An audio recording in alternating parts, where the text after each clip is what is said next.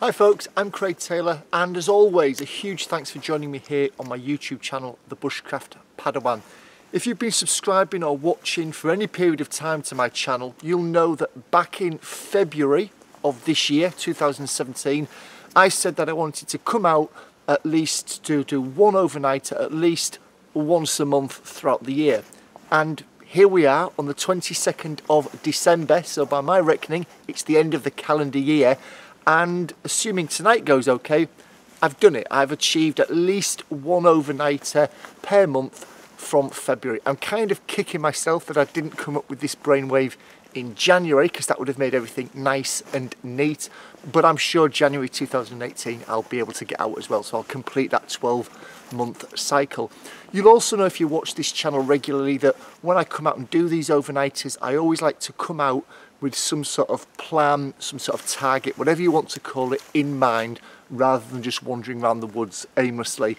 And this month is no exception as well. There are a few things that I've been mulling over, reflecting on, a few conversations I've had with some former colleagues of mine that have come out of the woodwork. Hi Hoppy, if you're watching.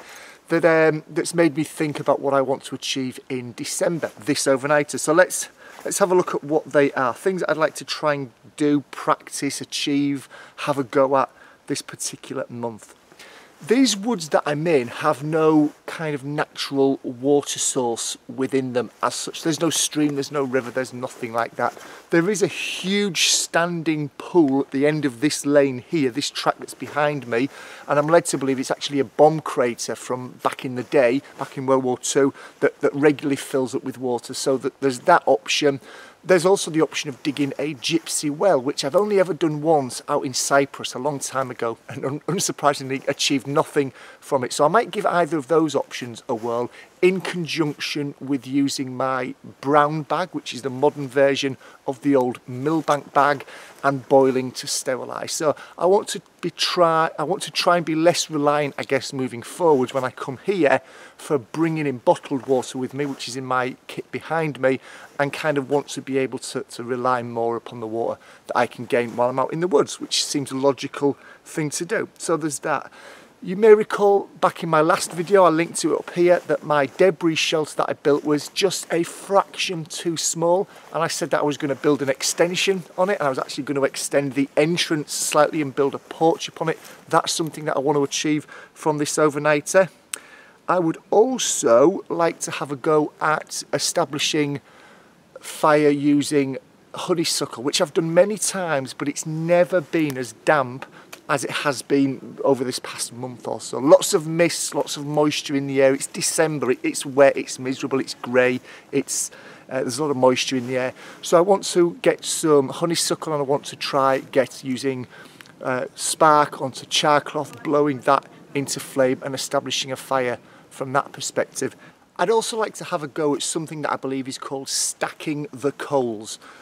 When I come out here, normally I have a campfire in the evening and cook and read and do my administration by it, and I let that die down during the night, and then in the morning I get up, and I almost always kind of have to start from scratch with establishing that fire. Yes, I've gathered tinder and kindling and fuel the night before and kept it in my shelter, but I actually kind of have to put some effort into getting that fire going again. And I've been reading recently in this book that that Hoppy, the guy that's re-emerged out the woodwork, has recommended to me, The Complete Book of Fire by Buck Tilton. He recommended that book to me because it focuses purely on fire. And one of the things that's mentioned in this book is something called stacking the coals. And what you do is, as your fire is building throughout the night, you rake the coals out and you stack them at the side of the fire, and you build this mound of incredibly hot coals and embers. And clearly the coals and embers that are on the outside of that mound will cool down. But the coals and embers that are inside that mound, that are being protected and insulated, if you like, by the coals and embers around them, they should stay quite hot. They should stay very, very warm and hot. The idea is that in the morning you break that mound apart, you find your incredibly hot embers, fingers crossed, and you then just lay your tinder on top of that, some of your kindling, and the heat then assuming that it's dry, will then, you know, ignite that tinder and in turn the kindling, which seems a completely logical thing to do. And I've actually seen it happen in my log burner at home the following day when I've done that. So fingers crossed it can work for me this evening, and I'll find another way of being able to better use my time whilst out here by managing the fire better. That will hopefully help me out the following morning. So that's what I want to achieve. It seems quite a lot for an overnighter, but I have come out much earlier than I normally do. It's 5 to 12 now, it's 5 to midday. I don't normally come out until mid or late afternoon, so I'm quite a few hours ahead of myself here. So fingers crossed I'll be able to have a go and achieve, or at least experiment with all of those things that I mentioned. Let's see how it goes. I've just noticed from where I recorded that introduction piece that you've just watched, if I turn to my left, there's actually a whole load of honeysuckle winding its way around the tree to the side of me. So I'm just taking this opportunity to grab a little bit from here, not too much. I don't want to take it all from one plant and end up doing the plant some damage, but I'm just going to take a little from here, stick it inside the pocket on my trousers, hopefully allow that to start drying it out as I'm going about some of my other tasks. And if I do this every time I spot some honeysuckle working my way down this track towards my camp area, I should build up a respectable bundle in next to no time.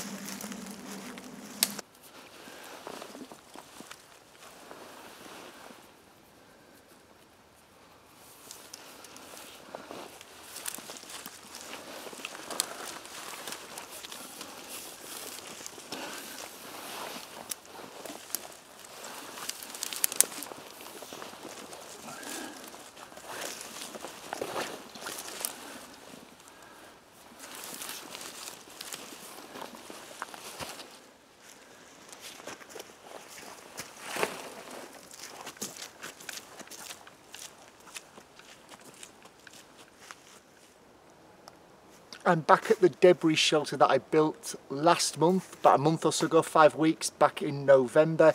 You can see just here that it's lost a little bit of leaf cover from, I guess you could say, the apex, the highest point of the apex of the shelter. But the rest of it, I've just done 360 degrees around it, the rest of it is all still there, all very solid, all very compacted, because clearly gravity's worked on it, there's been some rain on it, and it's all compacted down nice and tight. So I just need to do a little bit of a repair job up here, and whilst I'm doing that, I'm also going to be this area here where my hands are. I'm going to be building that out and putting on just an extra foot or so of extension to cater for my lanky frame. Once I've done that, I'm going to crack on with the rest of today's tasks.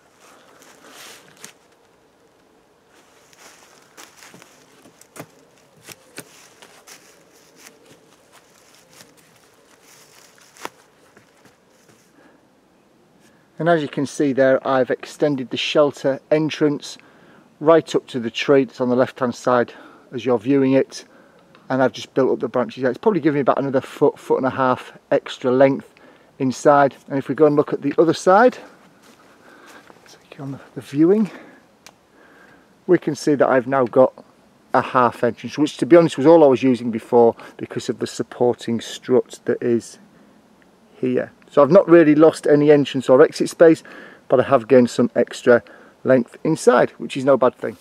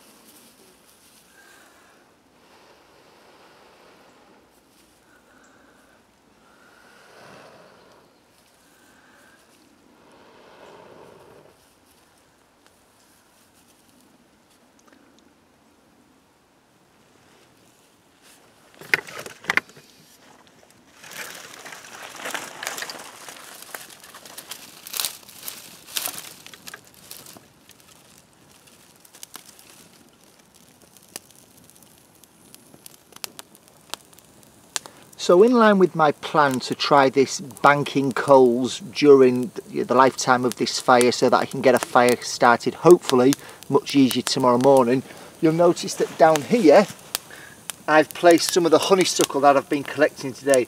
It's felt quite damp even when I was blowing it into flame that you saw a few seconds ago on the video. It still felt quite damp.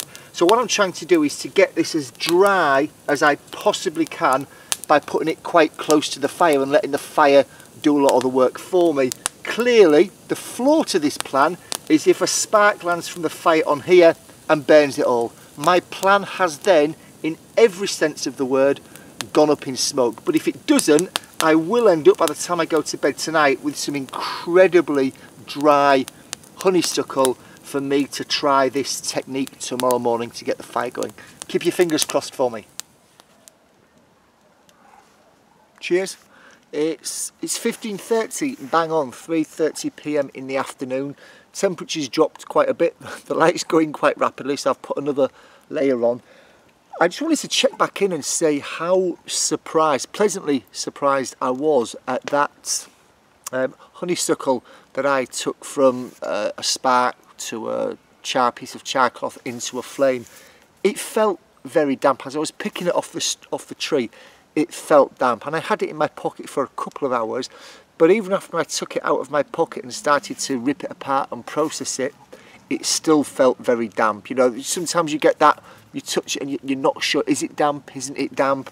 This felt damp. It almost felt soggy, if you like, but I was absolutely gobsmacked by how, having processed it apart, dropping in 2 pieces of char cloth. I don't know whether you picked that up in the video, but I put a piece of untouched char cloth, if you like, into the tinder bundle, and then I struck my ferro rod onto another piece and dropped that in there. So there were 2 pieces of char cloth at work, and I've got to say, I mean, I don't know if you picked it up on the video or not, but it went into flame very, very quickly, and that was quite damp. You know, it felt really, really damp, the honeysuckle. So I'm still reeling from that, really. That's been kind of my takeaway from this, just how on this occasion how quick it was to use honeysuckle to get a flame and then to use that to establish a fire.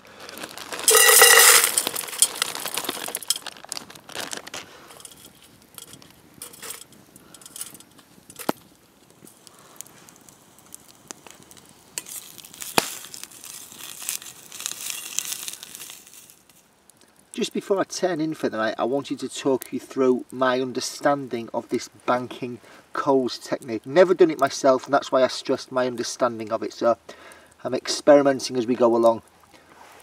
From what I understand, the concept is to mound all of your hot coals together in a nice compact pile, as I hope you can see I've done here. And the theory is that by doing this, you're going to protect a core of coals at the heart of this mound. They should maintain their heat throughout the night, and then in the morning when you kind of break this down and place some kindling at the heart of this, it should hopefully ignite again based upon the fuel that's been, or the heat that's been stored up in those coals overnight. I think most of my campfires, when I go to bed on a night, the coals kind of rest where they've fallen. It's a much larger footprint, not hugely so, but it's certainly a larger footprint than that, and it's probably all roughly the same evenness and thickness, which is probably why I've never been able to use this technique in the past, because I've not banked them up as the technique suggests. So I'm going to leave it like that to burn down now. I may just tend it into a slightly more compact pile just before I go to bed tonight, and tomorrow morning we'll see how it works out. Let's see if the theory pans out practically, and if I'm able to get a fire going just by putting some honeysuckle in the heart of that mound you see there. Good morning. The morning after the night before. Very, very warm night's sleep. If you recall, I was out in November and it was incredibly cold, but very warm and snugly in my shelter in my winter sleeping bag. It was just a very, very mild night generally last night. The hat came off, the hood came off, the sleeping bag got unzipped, the bivy bag got pushed down. Very warm night indeed. Not that I am complaining at all. And as you can see, I'm stood here in the morning in just my leafer top, so you know, quite a mild morning as well, considering it's only a few days before Christmas. I'm going to stop prattling on. I want to start working on trying to get the morning fire going by utilising that banking coals technique that I talked about last night. So let's see how that let's see how I get on with that. Here are the coals from last night, so I'm digging through them, and I must admit it's not looking good because everything I'm touching, just there's no warmth even on my hand. There's nothing. There's nothing that I'm touching that's making me think, crikey, that was hot, or I mean it's ice cold, which is a great thing from a fire management perspective, I guess, because if I was wanting to move immediately, there'd be very little to do to cool this down. But unfortunately, this whole banking coals thing really hasn't worked this morning. What I'm going to do is I'm just going to put that honeysuckle there. I'm going to stack the coals around it, which I'm not sure is what you're supposed to do. But if I'm really truthfully honest, I think I don't think this is going to work. So I'm going to carry on packing my gear away. I'm going to be keeping an eye on this to see if it starts smouldering or bursts into flames. I've got my larger pieces of kindling around it, but I think I'm going to have to come back to this probably in a few minutes and actually get it going in a more manual fashion, because there's just no heat in any of these coals at all. Well, it's been a good 5-10 minutes and there's absolutely nothing at all happening in this with this banking coals that I talked about. Nothing happening at all. So I'm going to drop into the middle, just as I did yesterday, of this honeysuckle bird's nest. A couple of pieces of char cloth. Going to get a spark onto there, blow this hopefully as well as I did yesterday into flame, and then crack on with making my morning hot chocolate.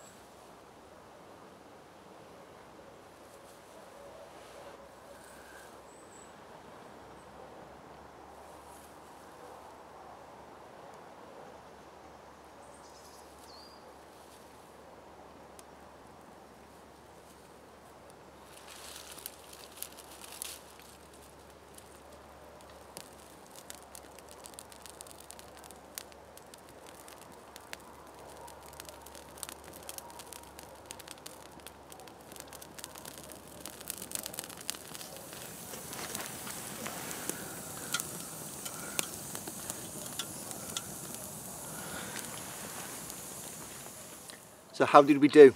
Are we playing along at home? What did I tick off from my to-do list, if you like, and what didn't I tick off, and what didn't I even bother trying to tick off? So let's look at what I didn't even bother trying to tick off, and that was the millbank / brown bag / gypsy well. I had enough water to last me. I went and looked at the old bomb crate, and it was incredibly low. I know the whole point of millbank bags and filtering and boiling is to drink turbid water. I'll be honest, I just couldn't bring myself to go squirming around in a very boggy, marshy area when I already had water with me. Clearly that's not a very long-term way of thinking though. A bit disappointed with myself that I couldn't be bothered. I spent that time, if you like, just chilling out around the campfire, reading that book and just enjoying things. Which is no bad thing, I suppose. You know, I come out to enjoy my time out here in the woods and to have a good experience. Yes, I want to do things along the way, but I don't want to do things at the expense of actually enjoying the time out. So let's forget about that for now. Let's move that into 2018, if you like, and we'll have another look at it again 2018. I did build the extension to the debris shelter, and I'm actually sat just in front of it, or just behind it, depends how you look at it there. That worked very well, gave me probably another foot and a half of length in the shelter, and there's more of the shelter standing than there was last time when I kept kicking my feet about and knocking branches and leaves off. So some time well spent there. I guess the learning point in the future is make sure that you build it long enough and then some to cater for you and all your gear. The honeysuckle worked incredibly well. I'm still kind of a little bamboozled by how well that worked yesterday when it was still very, very damp. When I harvested it and when I took it out of my pocket and started to process it down, felt very damp. I wasn't hopeful, and as you saw on camera, it burst into flames very, very well. The stacking coals didn't go well at all. I don't know what the problem was. If you're watching this and you've done it before and you've had that experience, then it'd be great if you could share it with me. It could have been a combination of things. Maybe it was the wrong type of wood. Maybe the wood just bent out too quickly. I was using a combination of pine and hornbeam, I think it was. I know hornbeam is meant to establish some quite hot coals for some time. Maybe I didn't use enough of it. Maybe I used too much pine. Maybe I didn't bank it steep enough, but I could only bank it as much as I could before it kind of crumbled again, so I'm not sure it was that. Maybe the fire was out for too long. I actually went to bed early last night. I won't embarrass myself by saying what time, but it was early, and I didn't try and establish the fire until probably about 8:30 this morning. So maybe it was just out for too long. Maybe if I'd fed the fire around midnight and then let it the coals burn down, maybe it would have been enough. I don't know. Something to experiment next time around. But what I am pleased to say, as you saw earlier on in the video, that the honeysuckle that I harvested yesterday, that I let dry out next to the fire last night and kept in my shelter overnight, that once again, unsurprisingly, that burst into flames very well with just a little bit of coercing from a spark onto a piece of charcloth. So most of the things some of the things I came out to achieve, I did. The primary one, of course, being just spending some time out in the woods one final time before 2017 draws to a close. And on that note, let me say a huge thank you, above the noise of this light plane that's coming into land at an airfield just to the east of me. Let me just say a huge thank you to everybody that's watched, subscribed, shared, commented, given a thumbs up, given a thumbs down. A big thank you to whoever you are, wherever you are. It's really, really appreciated. I am going to do a reflections on 2017 video that I will publish at the end of 2017, beginning of 2018. So I'll touch more upon that then. Just wanted to say, I know when you're watching this, if you watch this, the date goes out, it will be between Christmas 2017 and New Year's Eve 2017. So I hope you all had a fantastic holiday with your family and friends or whoever. I hope you have a fantastic New Year's Eve and early start to 2018. Thank you as always for watching. If you're not yet a subscriber, it's Christmas time, okay? So be my secret Santa. If you're not yet a subscriber, click on the subscribe button in this corner. You'll become a subscriber and you'll be updated of any future videos that I release. Once again, Merry Christmas to everybody that's watched or is watching. Have a fantastic 2018 and thanks for joining me one final time in the woods in 2017. Take care. Cheers.